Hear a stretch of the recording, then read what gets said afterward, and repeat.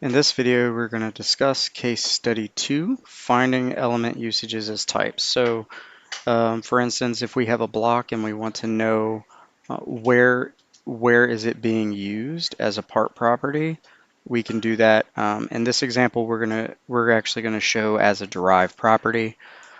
So let's get into that now. So the first step is we're going to open up the solution domain, and we're going to find the cooling system. We're going to go to its specification, and under traceability we have the option to create elements. So this is going to automatically create a derived property. So we are going to call this used as type of part property. And we're going to do a meta chain. We're looking for block. And we're going to use a back reference. So this is where we can go to back to the typed element and then go to its type. And then we're going to find the part property. And then we are going to find that part property's owner.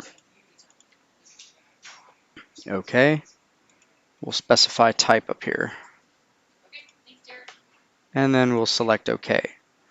So one thing you want to do is be a little bit careful when you're doing derived properties like this, because this will apply to every element.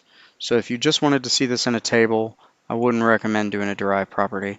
And we also see, oh, it didn't really do anything that we can see right now, other than it created this. But did it create anything here? Yes, and we'll get to that in just a second. But as you can see on this diagram here, we can see that the cooling system is used as a part property. Wrong diagram.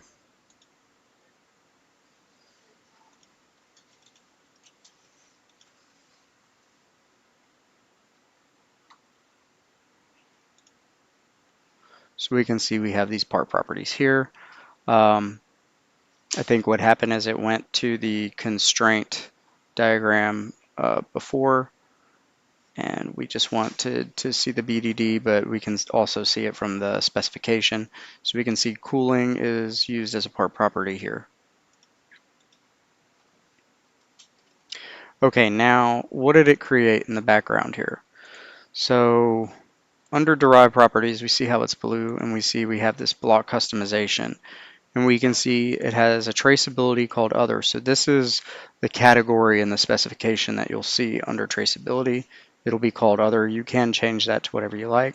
And you can see that it created this derived property used as type of part property. So if we go back just to see the example one more time, we can see under traceability, this other here is what's defined down here under traceability. So if you change that, it will change the name right there.